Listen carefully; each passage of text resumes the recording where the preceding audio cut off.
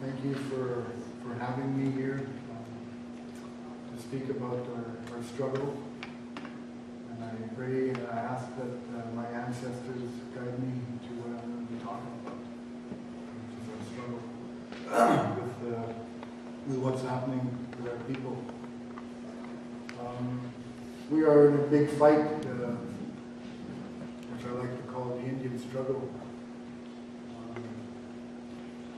About protecting who we are, how we're not going to give, which is our governance, how we govern ourselves. And it's an internal process that should have never been interfered with by the Department of Indian Affairs. So they have, INAC has imposed Section 74 on us, which was never our system, it was never the way of doing things, dealing with we had our own internal process, and they put their shoes and their hands in there by constantly trying to put divide and conquer tactics, trying to divide us in our struggle. One of the things that I wanted to clear out with what the government is saying about our community is that we are minority people that want this, but it's a fact that the youth have taken an initiative to protect our governance code, our way of choosing our leaders. We have a strong majority, we are united. Yes, there was some divisions within the community because of, naturally it's the department that continues to interfere internally, whichever way.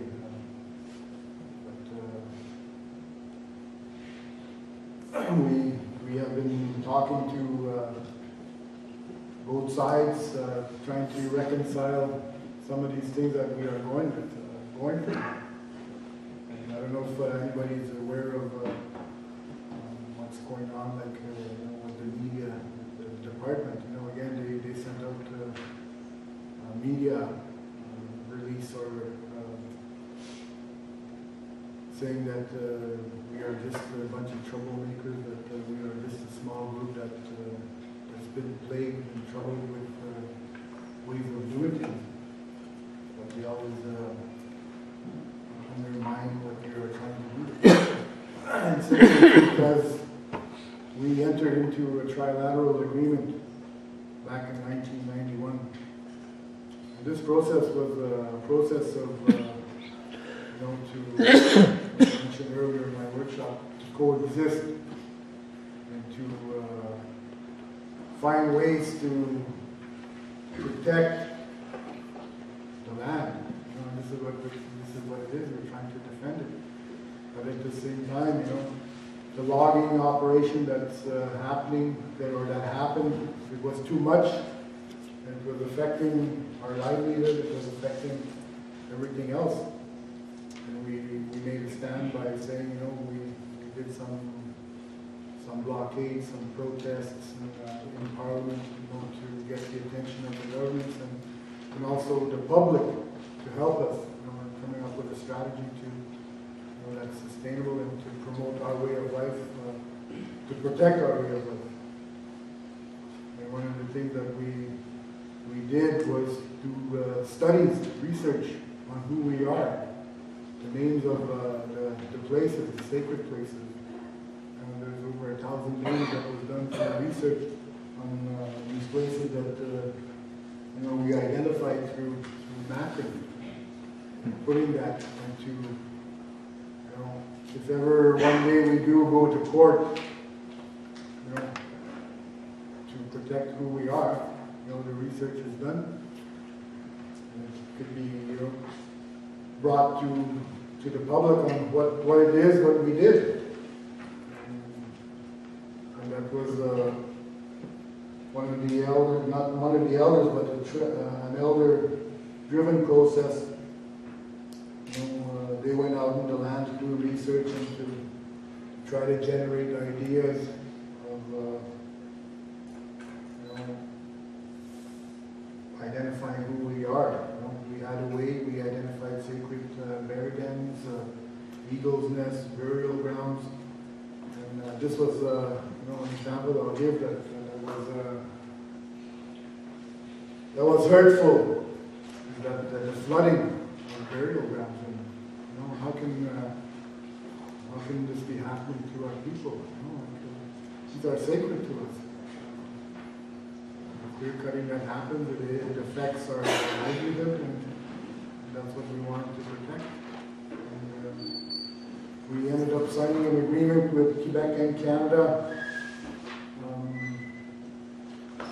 based on sustainable development, so that we would have a say in how to manage the land. And this is what we were coming down to. Phases, 3 phases within the agreement. We did our studies, our research, and when we came to a point where we were negotiating,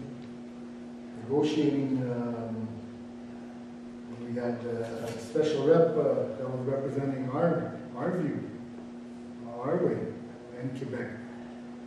And out of those Quebec special rep and our people's rep, they came up with a recommendation that we come up with a management plan, co-management plan, where we had a say in resource revenue sharing, so that we could, because we know we can't just survive with programs and services dollars. And this is what INAC is doing. They're doing this, providing this to our community, so that never mind the trilateral process, never mind the resource revenue sharing, just to undermine what we had negotiated, and they walked away. And that's dishonorable to our people. They have an agreement that they signed, and they should respect that. And here they are, they're creating a different message that I don't agree with. Saying that we are disorganized, that we are troubled. We're divided. This is where they impose this section on us. And no, we're not divided. We came with a process. Yes, we have differences. Yes, we want to deal with our problems internally. You don't impose Section 74 on us. No. We have our way. We have our right. And this is what it is. The government just keeps on interfering with our stuff, with our politics. We have the answers within the community, within our people. And if the department keeps interfering like that and creating that message that, they're not united, they're divided. We are united. The youth have taken a stand. They've asked the elders to reconvene a meeting and to start discussing, and we are going to select our leaders. We have been without a chief for at least 2 years now, I guess. And we need leaders because they want to exploit our territory. They want to clear cut. We have to say no. We managed to change the Quebec policy on how logging is supposed to happen. And how many communities have done that before? And the Trilateral was based on a pilot project where it could be used in other places. They've been undermining that. That's not right. It's just totally against what our people want. And without leaders, what's happening? Like I said earlier, we have an agreement. The leaders are there to meet with the people that they make agreements with, whether it's a handshake or whether it's nation to nation, whether it's to government, you know, they represent us. Right now we have no representation from that represent us honorably, what the wishes of what the community wants. That's what's happening, and it's sad. And meanwhile, you know, in a case, the Haida case that came out in British Columbia, where you're supposed to, you know, consult and accommodate about what happens in our territory, you know, the logging that's happening. We know we can't stop logging, but we sure as hell can manage it so that it protects our way of life. And we learned that through, you know, seeing what has happened. We tried to stop it. No, we can't stop it. But this is the reality that we're faced with. We urge the government to respect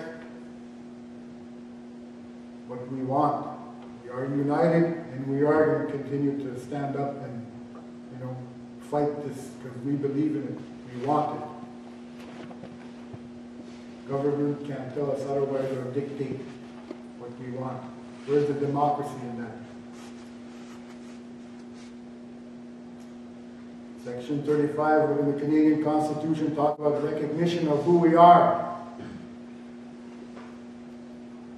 That's who I am. I'm a Mitchikanibikok Inik. We have an identity. This is what we want to bring out the message. That we are going to be making noise. We are going to be doing actions.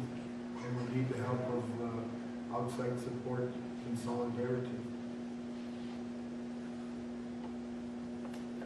So, for me, that's what I want to talk about, give that message. We have a website where you can gain access to those information, which I'm going to get later on. If you want to know more about us. So there's lots of work to be done in our community, and it's a sensitive issue. And the government has to respect what we want. So we are going to fight. We're going to fight this fight. Thank you.